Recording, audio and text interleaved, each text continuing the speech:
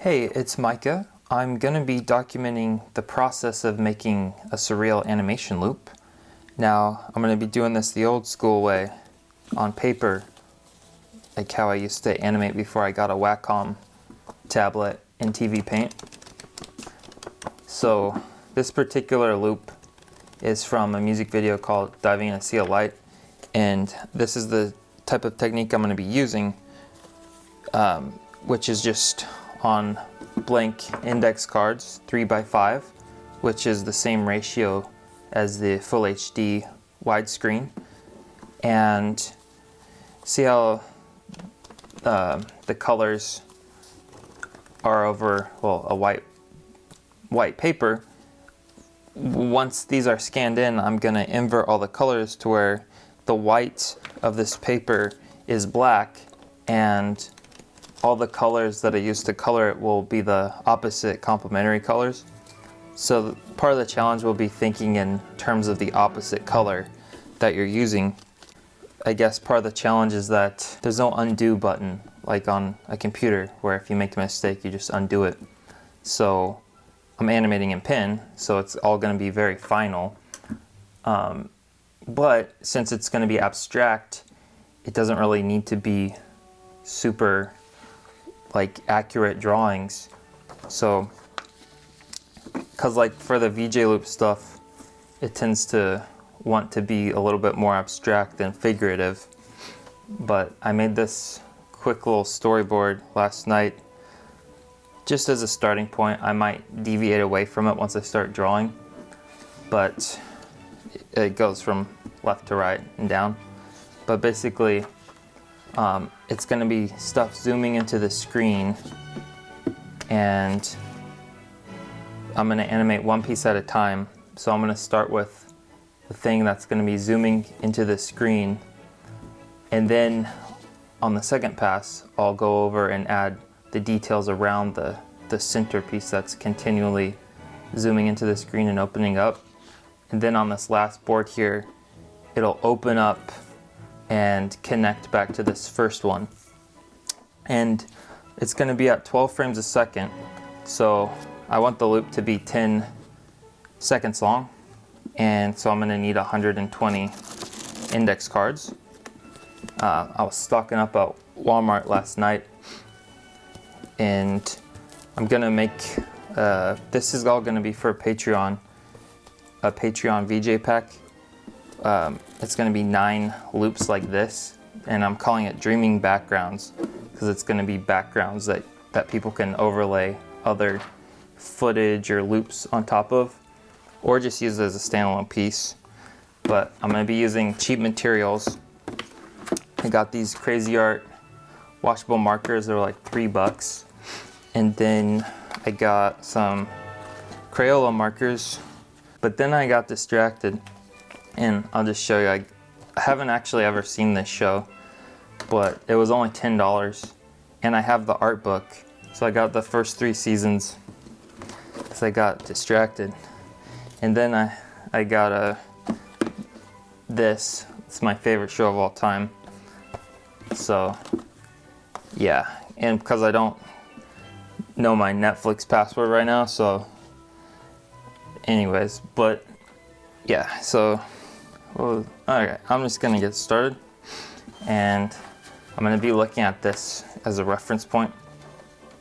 But starting out, just gonna be using pen, and I actually made this before. I used to use this vanishing point grid for helping to get scale, like if I want to have things zooming into the screen to keep it consistent. So I might refer to this, but starting out it's just going to be one thing at a time. And I'm just going to start out just with the simplest shapes and slowly add detail as we go. But as you can see, I'm not even using the light table right now. Just going to be flipping. Oh, that's the other kind of hard thing about not doing digital is, well, with digital, this whole process of of getting a lot of frames in sequential order is all neatly kept under control in your timeline. Like, there's no risk of dropping your frames in your computer, whereas in real life, like, once I get a bunch of these frames and I start flipping, there's a chance I might flip a frame out of my hands. So I mean, you could number them, but right now I don't know where I'm going to be putting in-betweens in between this stuff. So for the moment, I'm just going to try to be careful. It is a little bit hard to talk and draw at the same time, because like I want to make sure I'm saying something interesting, but I also want to make sure I'm drawing something interesting. And but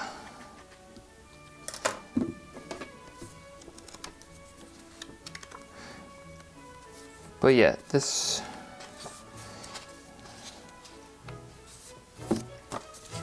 is just going to be documenting the first loop, and there's going to be 9 of them. And I'll probably speed this up in a bit, but I am gonna record the entire process and keep a log of how long this takes. And of course, scanning in all the stuff and working in post, editing the colors and all that.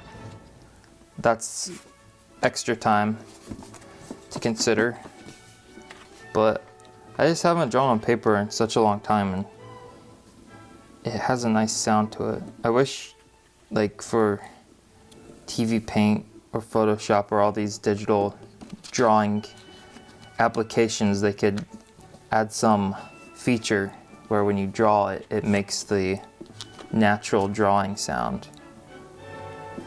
It has a very calming effect. And of course, there's the physical weight of the paper, the resistance that you just can't quite get on plastic. So now I'm just gonna see what this looks like.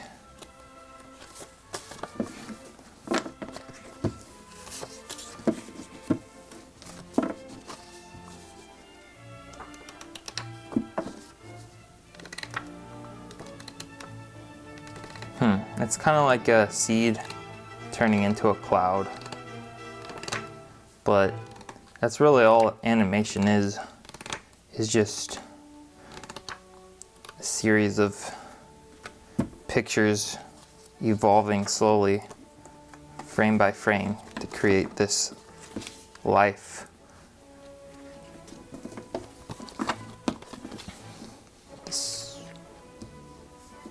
But yeah, like I can barely, like I can't even, this paper is a little thick, so it's hard to see through it, but that's okay.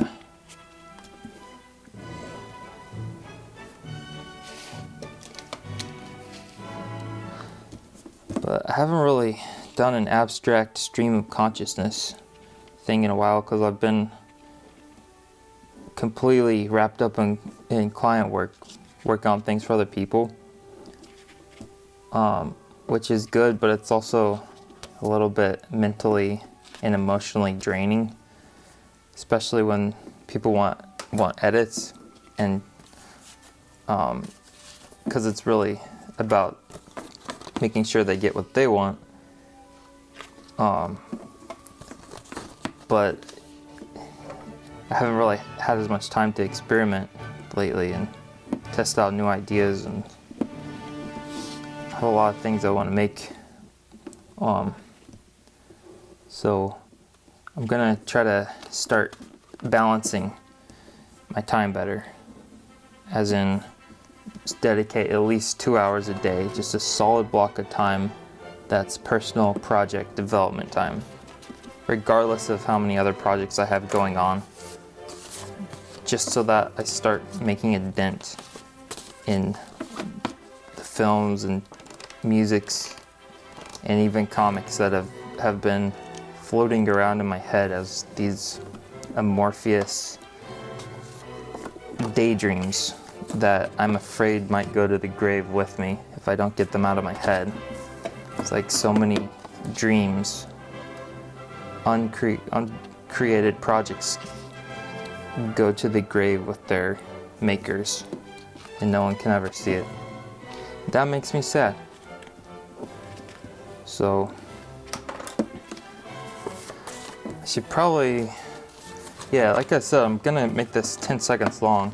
So let's see, 1, 2, 3, 4, 5, 6, 7, 8.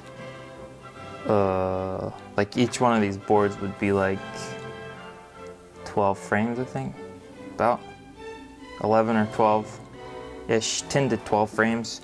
So I need to make sure that I'm kind of know what I'm doing here. But let's see here, 1, 2, 3, 4, 5, 6, 7, 8, 9, 10. All right, we'll just say this will be the structure, the basis of this first board. And now I'm just gonna go ahead and start kind of drawing that stuff, and I'll just have to connect it later through luck. And yeah, let's see here. You know what? Yeah, this is what I got a light box for. Just kind of save some time here.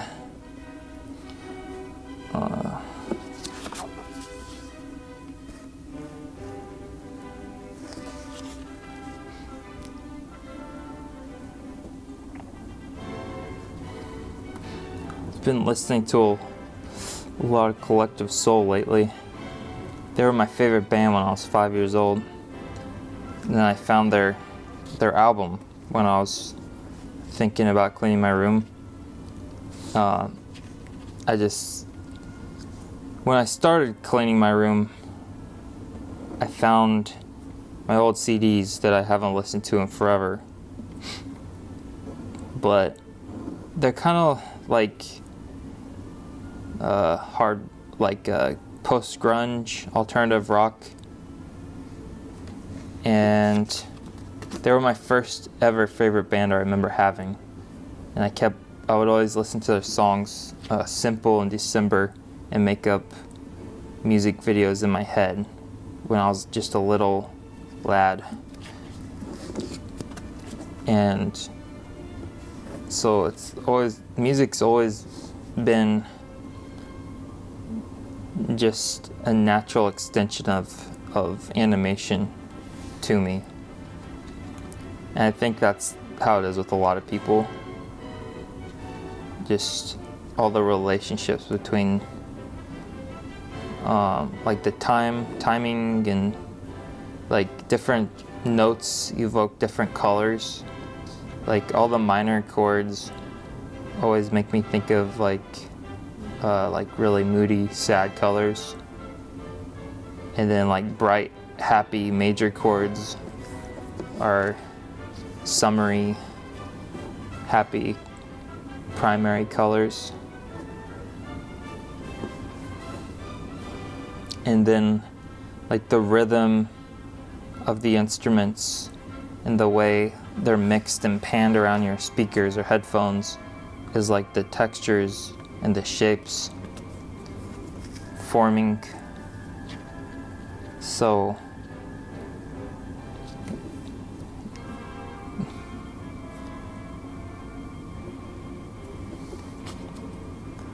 yeah, is something. You know what? I'm gonna try using this a little bit.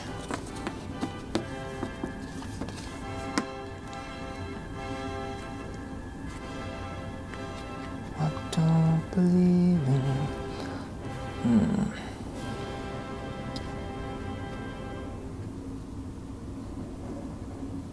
Yeah.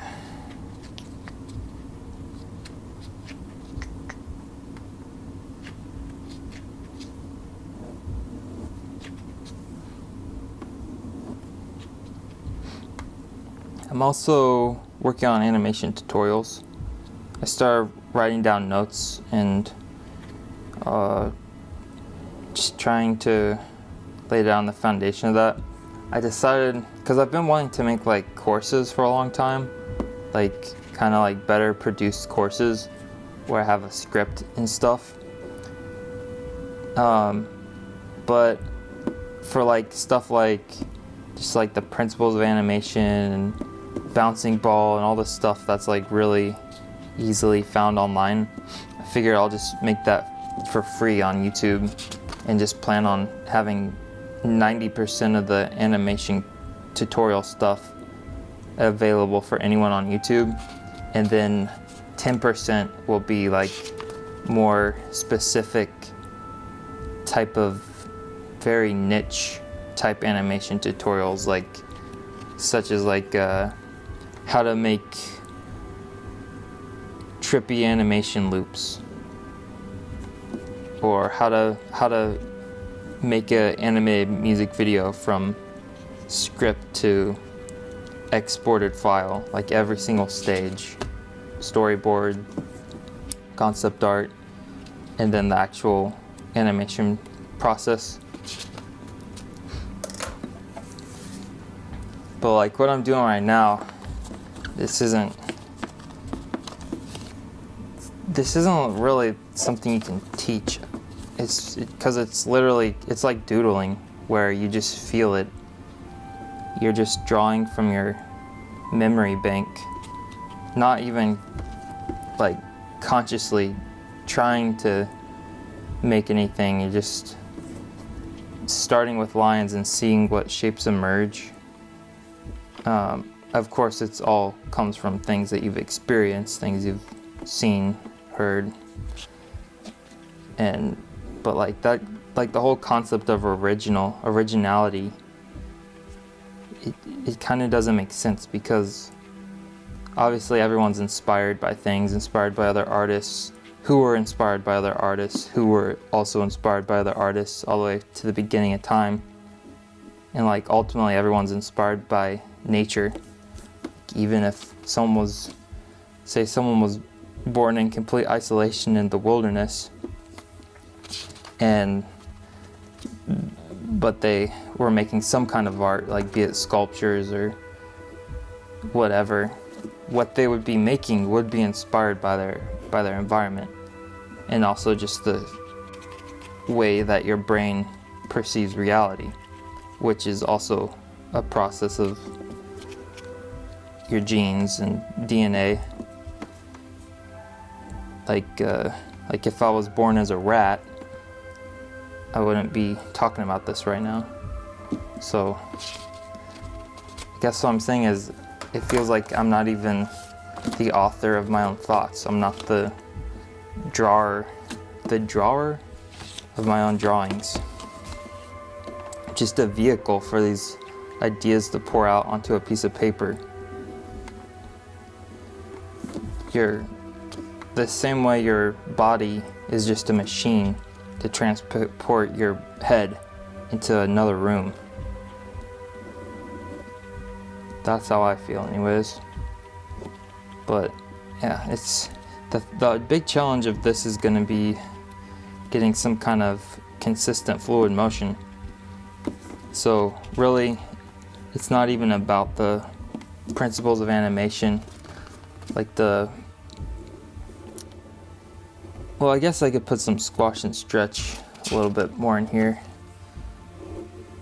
But as far as the timing, it's gonna be a little bit more jittery, almost like a stop motion. Kind of like Bruce Bickford, where he would just have these just really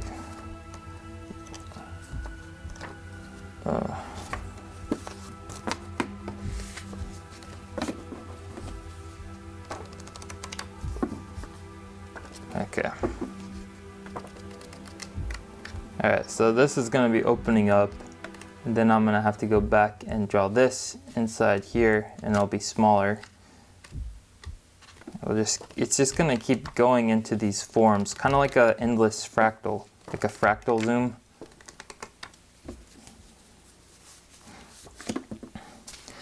That's the nice thing about hand-drawn animation is you can make things that computers can never make, because our bodies are so much more imperfect.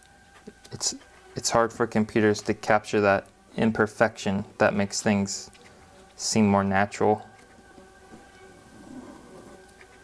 But like for like adding in-betweens, computers really save a lot of work. So they can automatically interpolate the in-betweens between keyframes. But then like really the best way to handle that is to then go in and tweak those in-betweens so that they aren't perfectly smooth. Otherwise you get this really floaty, robotic look that plagued a lot of the early CGI movies. But like Pixar has really gotten that process down of combining the fluidity, or combining the fluidity you can get with CGI with the sparkle and expression that 2D animation tends to excel at.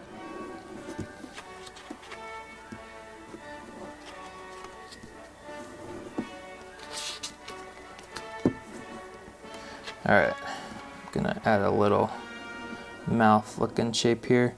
This will be what bridges the gap to my third storyboard.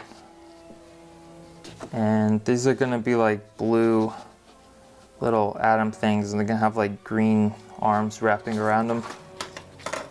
I don't do drugs, by the way. I always feel like I have to say that. Plus I have long hair, so I don't know. People have always kind of assumed things about me before they know me. Only thing I do is coffee.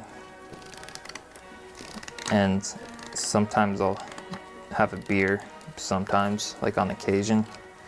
I went to the doctor a few months ago, and I hadn't been in like a long time. I didn't have my tetanus shots or any of that stuff. I haven't had a flu shot in forever. And I hadn't been in so long, so I didn't know like the types of questions they would ask me. But the nurse came in and she was telling me like they're gonna have to give me a flu shot and a tetanus shot. I wasn't really a big fan of that idea. Then she left the room. She came back in with this machine thing, and she put it on my finger. I pulled back and I said, "Ouch!" And then she told me that was just the blood pressure thing. So, and she was like, "Wow, you really haven't been to a doctor in a long time." But then they're asking me other questions, like if I drink coffee or if I smoke and all that stuff. I told her I don't smoke, and she asked, "Do you drink coffee?" And I said, yeah, I do drink coffee. And then she said, "How often do you drink?" And I said, "Oh, only on holidays, like twice a year." But I thought she was talking about alcohol. But why? I don't know why I don't know why I'm talking about this. Alright.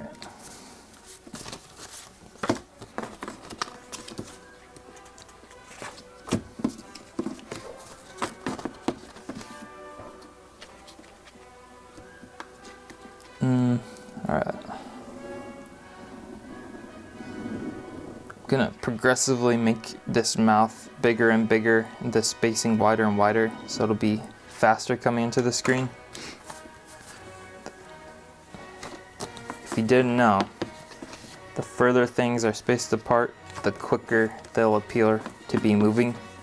The smaller they're spaced apart, the slower they'll appear to be moving. So slow scenes are actually way harder to do than fast shots, because you have to keep track of all these lines and maintain the volume of the thing you're animating. Whereas fast shots like this with wide spacing that gets bigger and bigger, it's a lot less to keep track of, a lot less frames. Which is kind of the opposite of what someone might think. Like they might think the scene of something going by really fast, it's a lot of energy to put into it because they're seeing a lot of energy. But it's actually the slow, methodical scenes of acting or subtle movements that are extremely labor intensive and take a lot of mental energy because you have to sustain that slow state for a long time.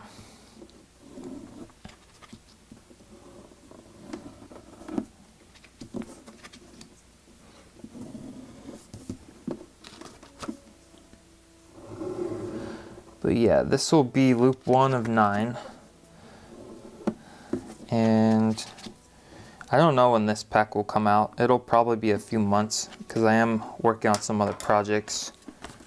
But some packs I have planned are zany dancing characters, abstract tunnels, aquatic creatures, aquatic trippy fish swimming across the screen, and some like sea life type things in general, because I find that animating things that look like they're underwater, it can be really interesting because you're not confined to gravity or the laws of ordinary physics in animation, so you can literally make any kinds of motions you want.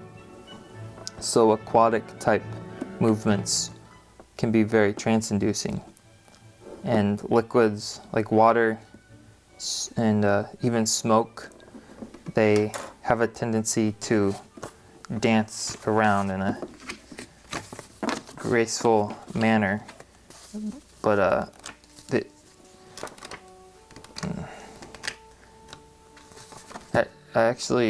did a tutorial in 2016 called the wave principle. I can't believe it was that long ago, but it talks about that, how to get fluid motions. It's based on a wave type whipping movement where an S shape tends to twirl into a Z shape. You'd have to see it, it's harder to explain.